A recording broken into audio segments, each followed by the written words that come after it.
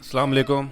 Welcome to career 360। दोस्तों, आज की वीडियो में लोड डिमांड की सेटिंग्स जो हैं उसके बारे में बताऊंगा। बहुत सारे मुझे मैसेजेस आए हैं कि लोड डिमांड की जो सेटिंग्स है वो किस तरीके से करते हैं DHC 8610 के अंदर। अगर हमने मल्टीपल जेनसेट अगर हमने लगाए हैं जो कि सिंक्रोनाइजेशन और लोड शेयरिंग के ऊपर चल रहे हैं, तो लोड डिमांड की जो सेटिंग्स हैं वो किस तरीके से की जा सकती है।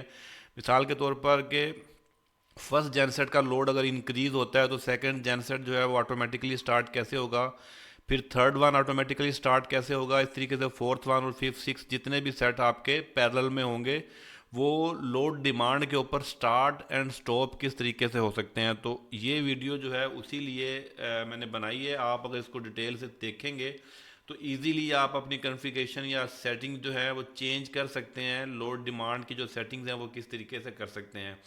सबसे पहले आपने जाना है जनरेटर्स के अंदर। जनरेटर्स में आप आएंगे सिंक्रोनाइजेशन के अंदर। सिंक्रोनाइजेशन पे आप आएंगे लोड कंट्रोल के अंदर। लोड कंट्रोल में आप आएंगे इस वाली ऑप्शन पे। यहाँ पर आपको लोड डिमांड स्कीम जो है वो नज़र आ रही है। यहाँ पर आप लोड डिमांड स्कीम का जो डिले है वो दे सकते हैं, जो कि आप 1 सेकंड से 24 आवर्स तक कोई भी सेटिंग जो है वो आप यहाँ से इसको रख सकते हैं। तो नॉर्मली तौर पर आप 1 से 2 सेकंड या 5 सेकंड तक आप इसको यूज़ कर सकते हैं। अच्छा, अब ये है दो सेटिंग जो ये हैं यहाँ पर इम्पोर्टेंट है आपकी, कि कॉलिंग जो है फॉर लेस सेट और कॉलिंग फॉर मोर सेट। ये दो पैरामीटर हैं जो आपने लोड डिमांड की सेटिंग्स अपने जेनसेट के अंदर करनी। यहाँ पर ये जो नुक्ता बड़ा इंपॉर्टेंट है कि आपके जेनसेट की जो परसेंटेज वैल्यू है वो कंसिडर की जाएगी अकॉर्डिंग टू जेनसेट के कैपेसिटी के हिसाब से।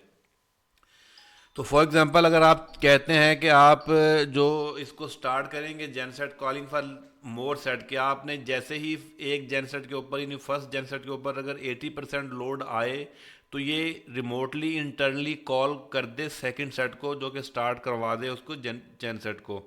तो यहाँ पर आप 60 70 80 जो भी अपनी वैल्यू है वो यहाँ पर पुट करेंगे। आप लेट सपोज आपने यहाँ पर वैल्यू सेट की है 60 70% आप सेट करते हैं, और जो लेस की वैल्यू हो आपने 60% सेट कर दी है।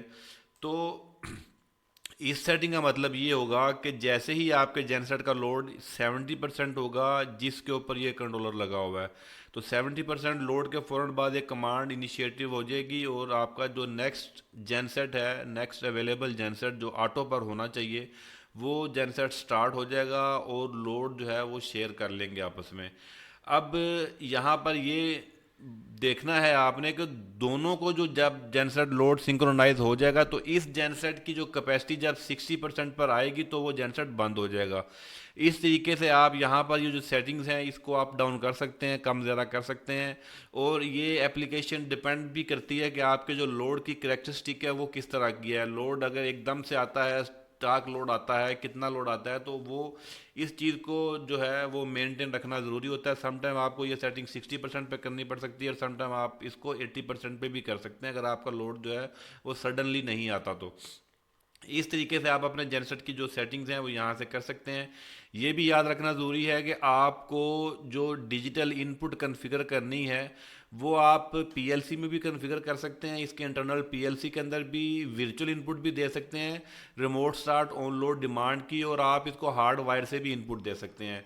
वो इनपुट देना ज़रूरी है। अगर वो इनपुट कॉन्फ़िगर नहीं की होगी या उसको एक्टिवेट नहीं किया होगा तो ये स्कीम जो है ये काम नहीं करेगी। तो रिमोट स्टार्ट की जो इनपुट है वो आप जो है वो डिजिटल इनपुट भी कॉन्फ़िगर कर सकते हैं, और आप इसके पीएलसी में भी जाके वो इनपुट भी आप कॉन्फ़िगर कर सकते हैं। पीएलसी में आप जो है इसकी एडवांस में आप आएंगे, एडवांस में ये पीएलसी में आएंगे, पीएलसी में आप ओपन पीएलसी में आप यहाँ पर आप वर्चुअल इनपुट सेट कर देते हैं और यहाँ पर आपके पास लिस्ट आ जाएगी। तो इस लिस्ट के अंदर आप जो है वो रिमोट स्टार्ट की जो इनपुट है वो आप चूज़ कर सकते हैं। अगर आप लिस्ट में देखेंगे तो आपको remote start on load demand ये वाली इनपुट आपको जो कि ग्रे हुई हुई है, इसका मतलब है ये यूज़ हुई हुई है ऑलरेडी।